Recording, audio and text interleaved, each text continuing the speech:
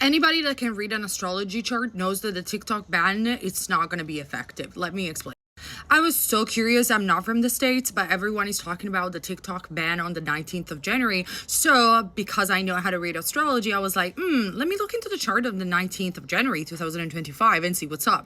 So, I mean, there is a lot to talk about on the 19th of January. Just had a full moon. But the interesting part is that obviously Aquarius, the sun is going to be in Aquarius. And then we see a lot of the movements in the 11th house, as well as in the 3rd house and in the 7th house.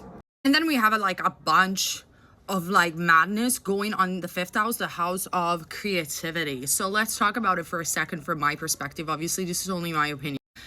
Jupiter being in the 7th house, the house of relationships, and the moon in the 11th house, in my opinion, there is going to be such a revolt around the TikTok ban that is definitely not going to happen, or perhaps it's going to be postponed, because there is somebody that from a house, could be the White House, is going to intervene to postpone the ban, or is simply not going to be effective. The reason why is because the house of creativity and children, and we know that TikTok is especially full of teenagers and younger people and creative people, it's in this part of fortune. So that means that any endeavor, any company, any industry that relies into the creative, it's not going to be effective, but actually it's going to have a part of fortune. So if you're a content creator, this is the day. This is the day to rise.